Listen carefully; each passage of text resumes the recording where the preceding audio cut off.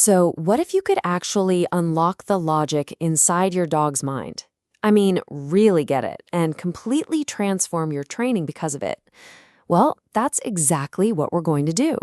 We're diving deep into the core philosophy of dog trainer Rolf van Dort to understand not just what our dogs are doing, but the one simple reason why they do it.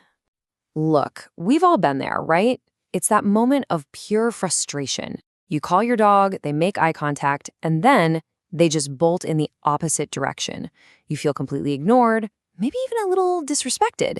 But what if that whole time we've been asking the wrong question entirely?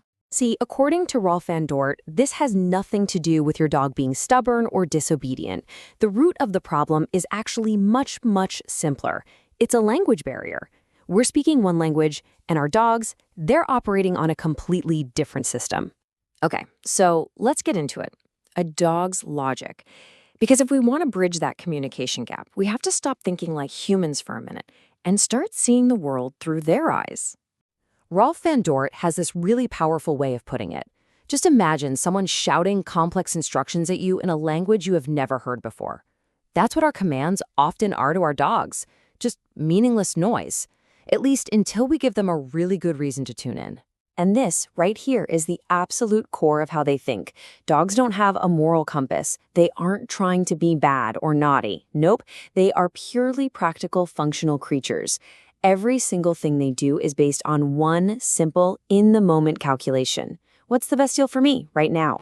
And that simple calculation brings us to the single most important idea in Rolf van Dort's entire philosophy.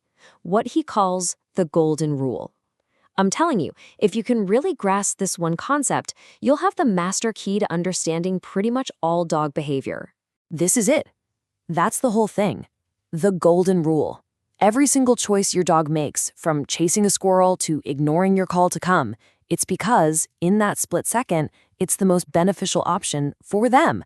So our job as trainers isn't to punish the wrong choice, it's to make our choice the most rewarding one. So what does benefit really mean to a dog? Well, it's not just about treats. A benefit can totally be a piece of cheese, yeah. But it can also be getting your attention, even if that attention is you yelling at them. It can be the pure, simple joy of chasing something, which satisfies a deep, primal instinct. Or sometimes the benefit is just avoiding something scary or stressful. The reward is whatever that dog values most in that specific moment. Okay, so how does this golden rule actually work in practice? Let's look at a classic example from Rolf van Dort that really makes it clear. A command that almost always works versus one that, well, famously fails. The difference is just night and day, isn't it? For sit, we practice it constantly, usually inside with no distractions, and we're holding a guaranteed reward right over their head. We literally set the dog up for success. And then you've got here.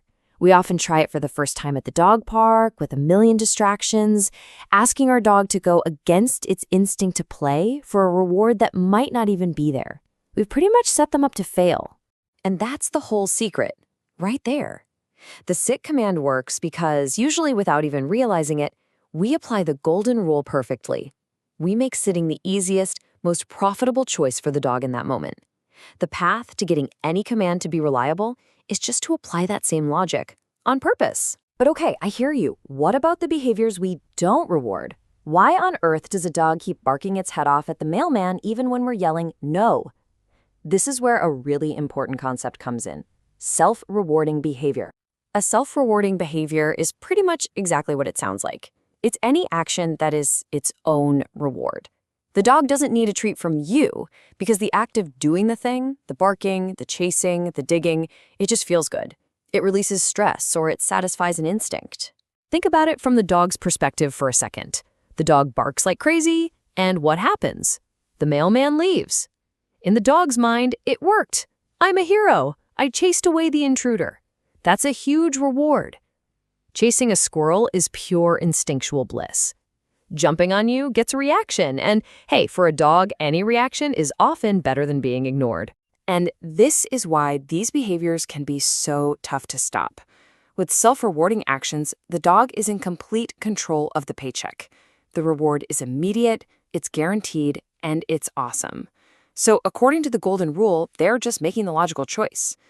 To change that behavior, we have to find a way to offer them a better deal. All right, enough theory. We get the why. So how do we actually put all this into practice? Well, Rolf van Dort lays out some super clear, essential steps for teaching any new behavior. First things first, get the behavior happening before you slap a word on it. Lure them into a sit with a treat and only start saying the word sit once they're already doing it reliably. Second, and this is huge, the reward has to come within 1 second. Timing is everything, so the dog connects the reward to the action. Keep your training sessions short and sweet. 3 to 5 minutes a few times a day is way better than one long, frustrating hour. Always, always end on a win to keep things positive. And finally, start easy. Master the skill in your quiet living room long before you try to show it off at the park. And you know what's really cool is that when you start applying the golden rule and following these steps, something fundamental starts to shift. You move beyond just being a person who gives commands, and you start building a real partnership, one that's based on clear communication and, well, mutual understanding.